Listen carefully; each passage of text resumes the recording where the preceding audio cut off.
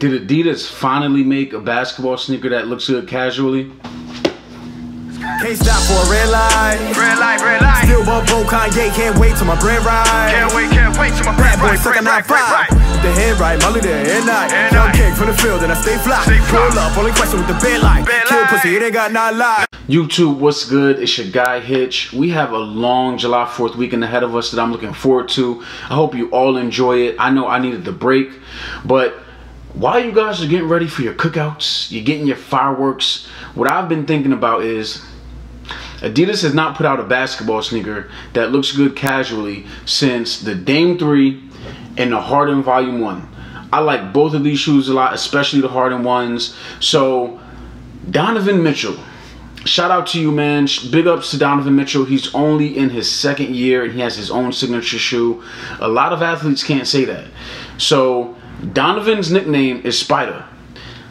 It is only right that Adidas partnered with Marvel and gave him this Spider-Man colorway. I think Adidas executed pretty well with this colorway. When you look at the upper, it's made predominantly out of a textile material with mesh in some areas. When you think about his nickname being Spider, you can definitely see the spider web theme throughout the entire shoe as well. On your lateral side, you have your propulsion clip. That's supposed to help with your lateral stability and your forward movement. Above that, you're gonna have the D.O.N issue 1 tag, which I do like. On your toe, the toe box has a heated area to provide you some reinforcement there. And then when you get to the medial side of the shoe, it is a little bit bland, but it also looks sleek at the same time. And that has your Adidas 3 stripes. On your tongue area, you're gonna have red with blue speckled laces. It's flat. And this is where you can really see a lot of that spiderweb theming on the tongue itself. At the top of your tongue, you have Donovan Mitchell's logo there, which his logo is different. Like if you think about all the logos, they typically have either the player's number, their initials in it. This is similar to Kobe's logo where it has none of the above. It's really just a spider. And then on the back of it, I really do like the back of the tongue because you can definitely see that spider web design on the back. Sticking with the back of the shoe, you have probably the thickest, biggest, padded heel I've ever seen on a sneaker in my life.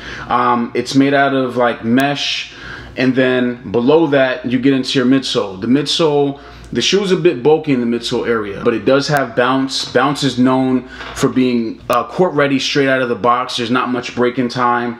Personally, I like bounce. I told you I have the Dame 3s. That's a sneaker that has bounce. I also have the Alpha bounces. The cushioning is pretty comfortable. I do like it. It's pretty responsive. Now the outsole is a bit funny because it's completely flat. And you typically see in your toe area, it normally curves up on most sneakers and it's barely any curve there.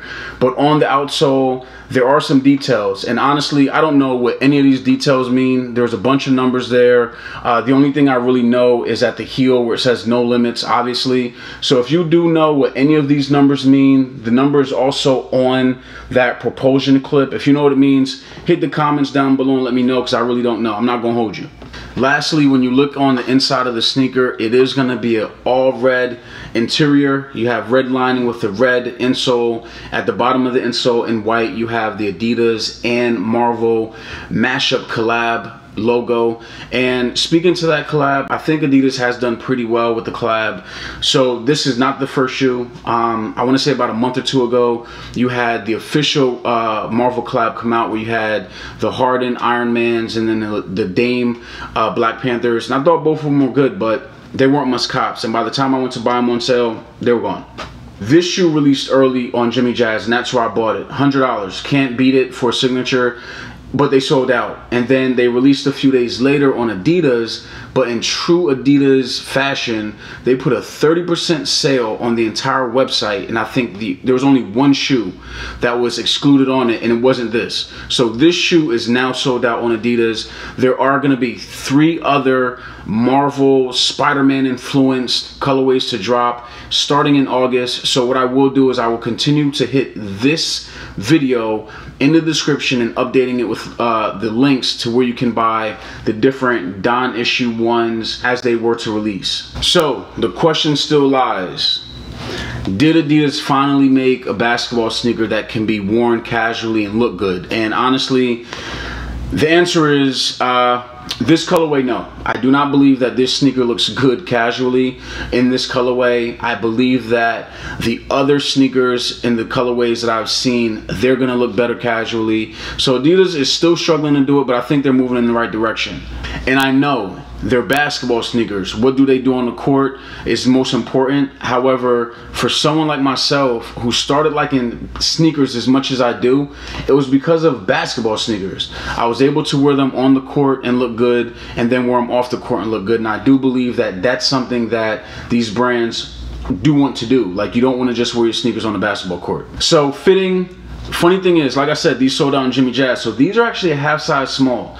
My true to size is 8.5. These are 8. With that being said, they actually still fit pretty comfortably.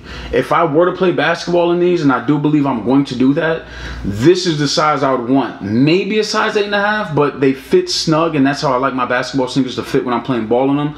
So Adidas has always been known for their sizing being off. That obviously hasn't changed. I'm going to recommend anybody still try the shoes on before you buy them, just to be on the safe side. But I think you'll be fine true to size, or even going half size down, especially if you have narrow feet. I have wide feet, and this 8 still fits pretty well. As far as the rating, on a scale of 1 to 5, I'm actually going to give this shoe 2 different ratings. 1 for on the court, what I think they look like on the court, and then 2, what I think they look like casually. Casually, these are 2.5. This colorway, I can't see myself wearing these out and about with jeans on, shorts on. On the court, I will go 3. The price point is very good for a signature, $100. If you were able to get them on sale at Adidas this week, they were 70 bucks. So I don't think you can beat that for a signature shoe. Let me know what y'all think about them. Are you guys looking forward to playing ball in these? Are you looking forward to wearing them casually? What do you think about the D.O.N issue 1s? If you enjoyed this video, make sure you hit the bell. Hit the subscribe button. Until next time. No team full of has-been. No hope like a Knicks fan. No we and I just mad cause I been him. That nigga. Young king from the east side. Feel good on the west end. Don't run up on my G-Ride. When my dudes lose, go best friend. Great later.